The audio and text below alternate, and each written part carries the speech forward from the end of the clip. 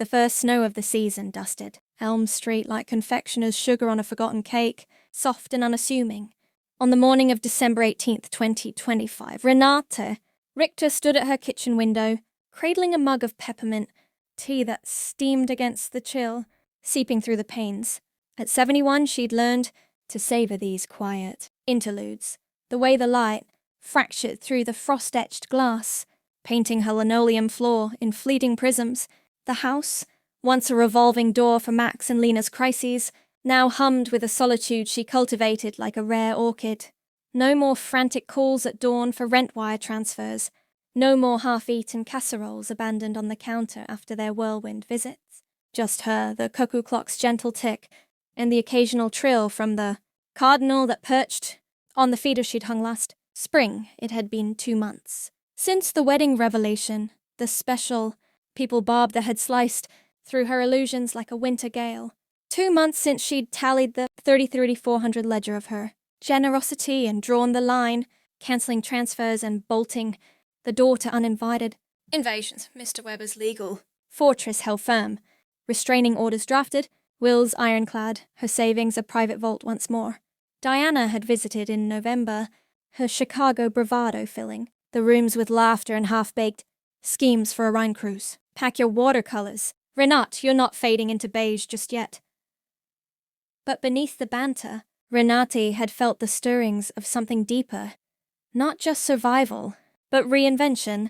She'd started small, a volunteer shift at the local women's shelter, sorting donations in a basement that smelled of mothballs and resolve.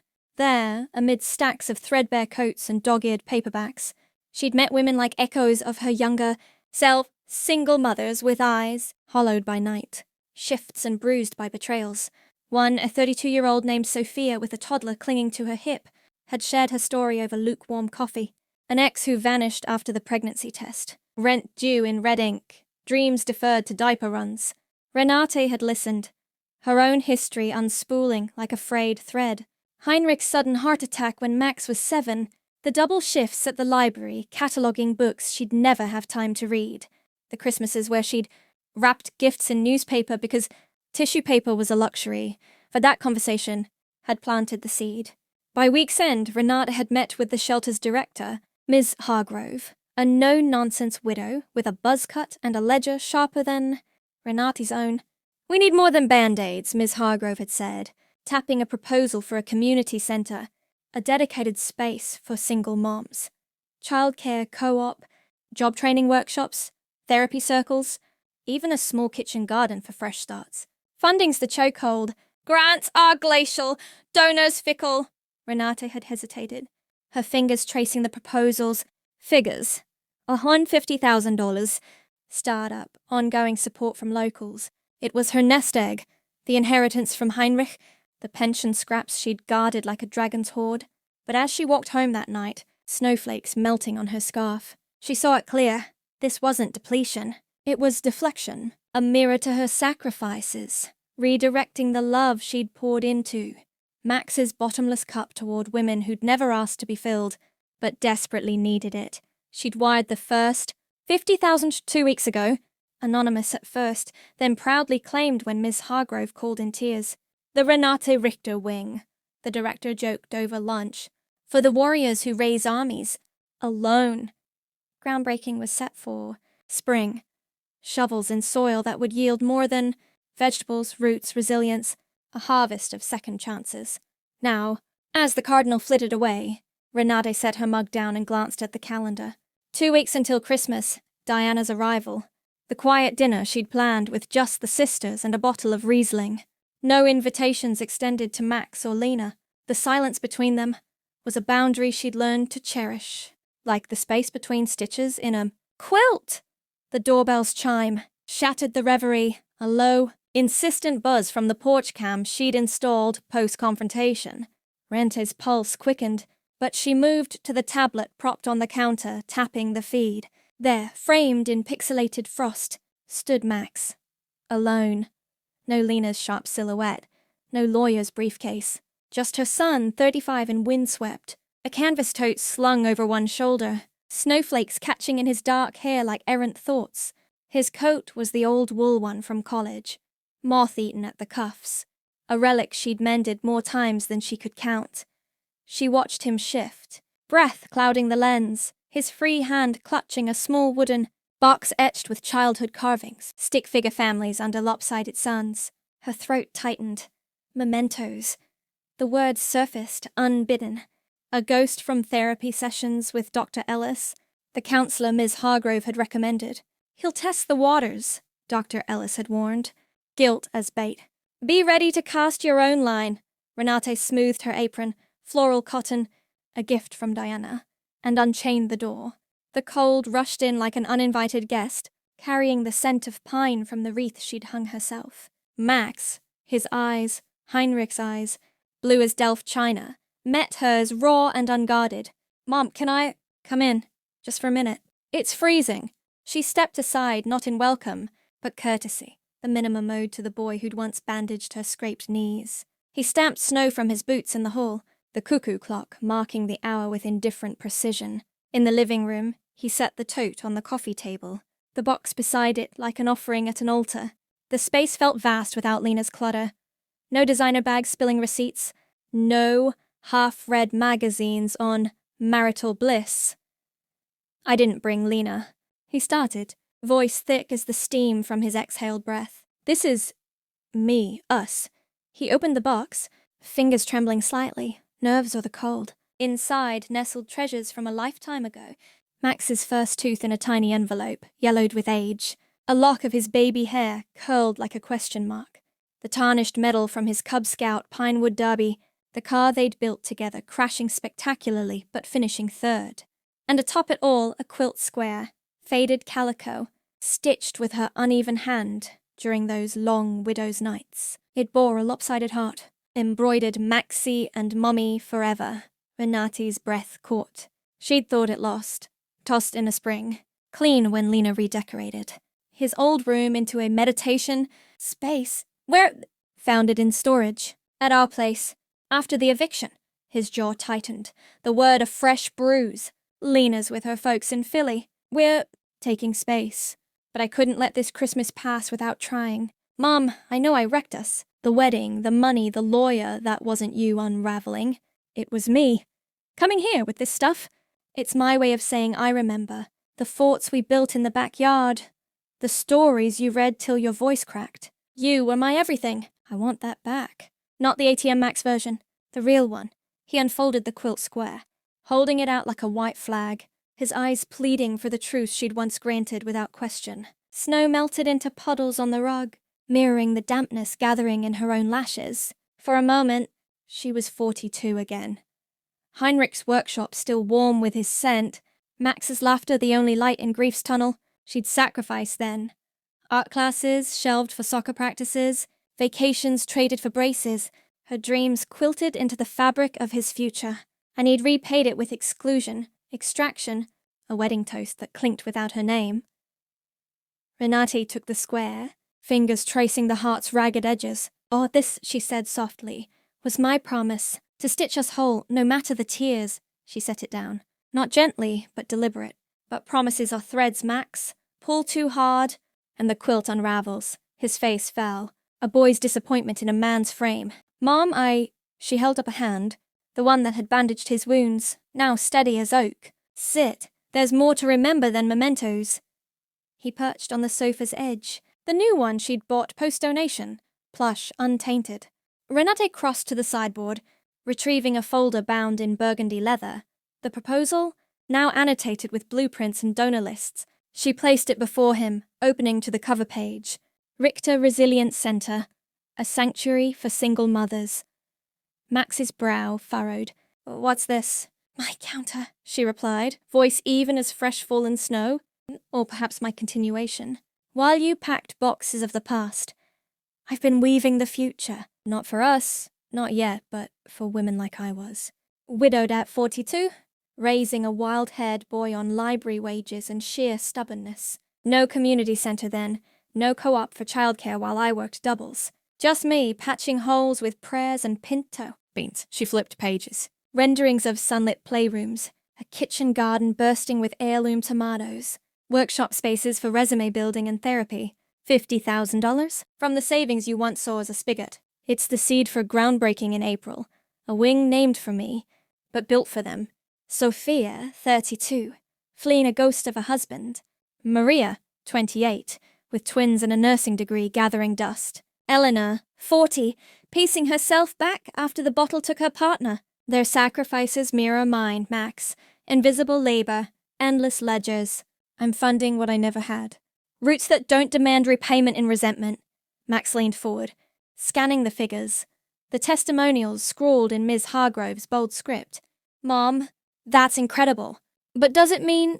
It means I've learned to redirect. She met his gaze unflinching.